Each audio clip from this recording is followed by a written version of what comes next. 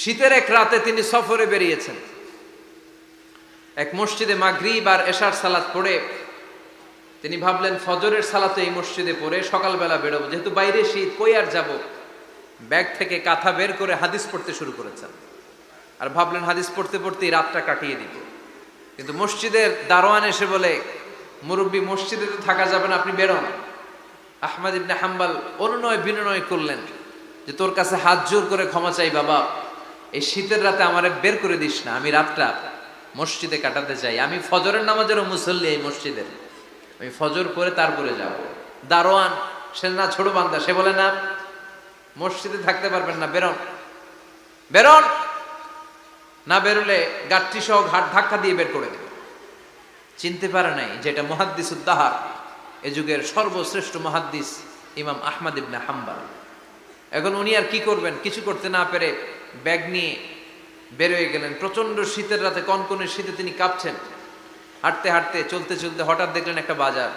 ওই বাজারে এক খাব্বাজ, রুটির দোকানদার, শাবুন খাব্বাজ, যুবক রুটি বানাচ্ছে। যে সালাম দিলেন, আসসালামু আলাইকুম। বাবা, শীতের রাতে বিপদে পড়েছে, যাওয়ার জায়গা নেই।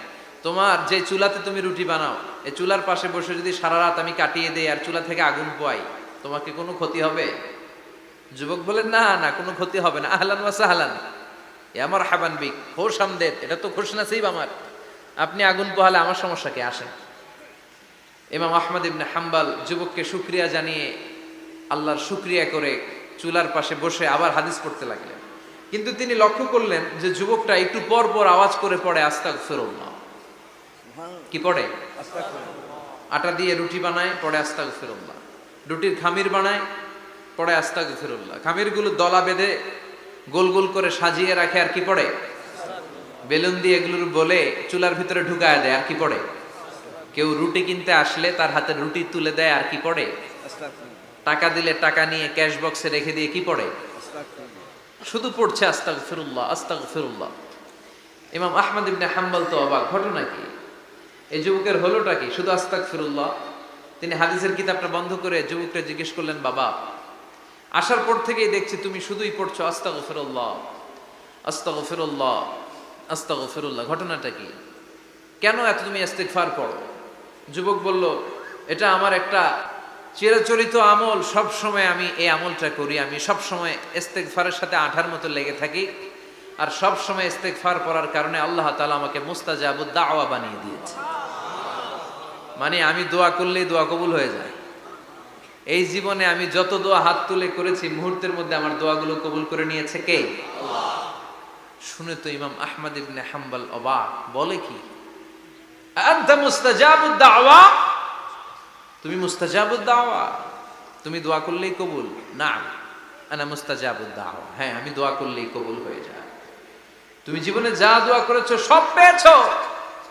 হ্যাঁ, আমি জীবনে যা দোয়া করেছি আমি সব পেয়েছি, সব দোয়া কবুল হয়েছে আমার জীবনে, শুধু একটা দোয়া ছাড়া। ইমাম আহমদ ইবনে হাম্বলের কৌতূহল আরো বেড়ে গেল। সব দোয়া তোমার কবুল হয়েছে, একটা দোয়া কবুল হয় নাই, সেটা আবার কি? যুবক বলতে আরম্ভ করলো, আমার যে দোয়াটা কবুল হয় নাই সেটা হচ্ছে আমি আল্লাহর কাছে অনেকবার দোয়া করেছি, আল্লাহ, শুনেছি এই জামানার সবচেয়ে বড় মুহাদ্দিস, তার নাম নাকি ইমাম আহমদ ইবনে হাম্বল। আল্লাহ, তোমার কাছে আমার আকুতি, তোমার কাছে আমার মিনতি, আমি যেন এত বড় মুহাদ্দিসের হাতে হাত রেখে মুসাফা করতে পারি আর তার কপালে একটা চুমু দিতে পারি। আমার এই দোয়াটা আজও কবুল হয় নাই। আজও আল্লাহ তাআলা এই দোয়াটা কেন যে কবুল করেন আমি জানি না।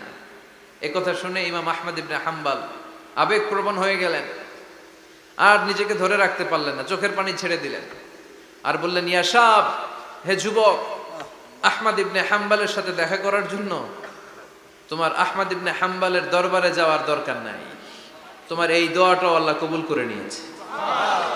আহমদ ইবনে হাম্বল দেখা দেওয়ার জন্য তোমার দরবারে ছুটে এসেছে। আনা আহমদ ইবনে হাম্বল মুহাদ্দিসুদ দাহর, আমি হচ্ছে আহমদ ইবনে হাম্বল।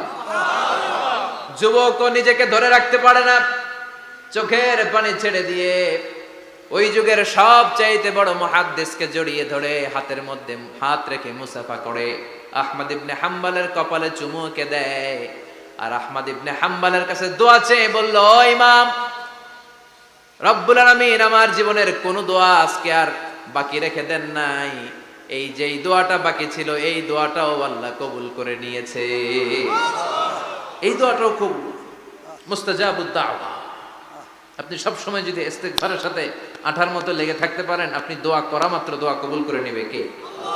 এজন্য সব সময় অবসরে বসে আছেন, বাস স্টেশনে বসে আছেন, সিএনজিতে চড়ে এক জায়গা থেকে আরেক জায়গায় যাচ্ছেন, বিছানায় শুয়ে আছেন, পড়বেন আস্তাগফিরুল্লাহ। কি পড়বেন? প্রাণ খুলে মন থেকে আওয়াজ করে সবাই পড়েন আস্তাগফিরুল্লাহ। আবারও পড়েন আস্তাগফিরুল্লাহ। চিল্লায় পড়েন আস্তাগফিরুল্লাহ।